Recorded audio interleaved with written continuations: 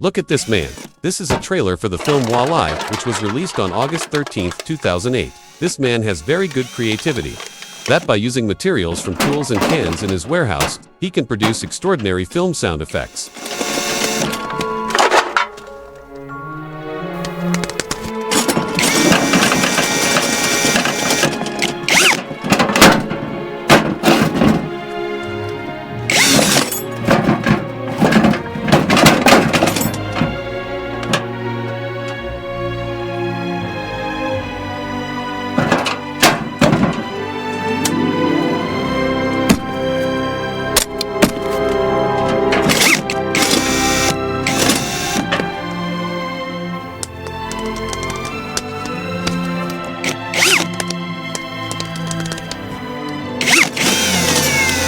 Amazing.